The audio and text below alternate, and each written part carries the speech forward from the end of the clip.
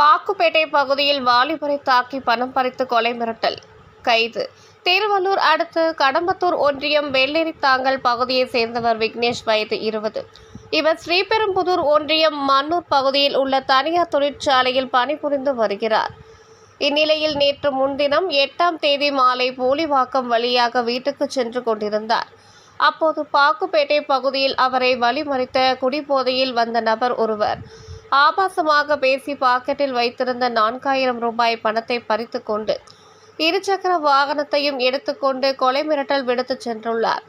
இது குறித்து விக்னேஷ் மணவாள நகர் போலீசில் புகார் கொடுத்தார். புகாரின் பேரில் வழக்கு பதிவு செய்த மணவாள நகர் போலீசார் மேற்கொண்ட விசாரணையில் குடிபோதையில் தாக்கிய நபர் போலிவாக்கம் அடுத்த பாக்குப்பேட்டை பகுதியைச் சேர்ந்த மணிமகன் சதீஷ்குமார், வயது 29 என தெரிய வந்தது. மேலும் இவர் மீது பல்வேறு வழக்குகள் நிலுவையில் இருப்பது தெரிய வந்தது. இதையடுத்து அப்பகுதியில் உள்ள மாந்தோப்பில் பதுங்கி இருப்பதும் தெரிய வந்தது. இதையடுத்து மணவாள நகர் சப் இன்ஸ்பெக்டர் கர்ணன் மற்றும் போலீசார் சதீஷ்குமாரை பிடிக்க சென்றனர். அப்போது மாந்தோப்பில் பதுங்கி இருந்த சதீஷ்குமார் போலீசாரை கண்டதும் தப்பியோட முயன்றார்.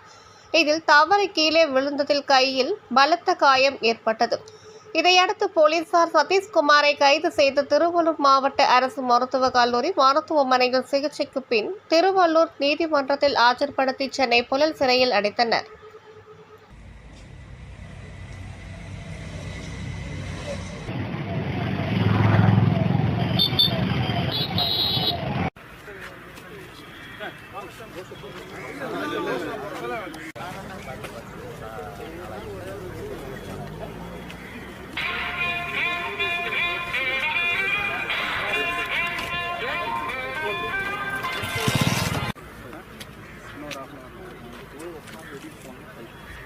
நாளைக்கு தரப்போறேன்.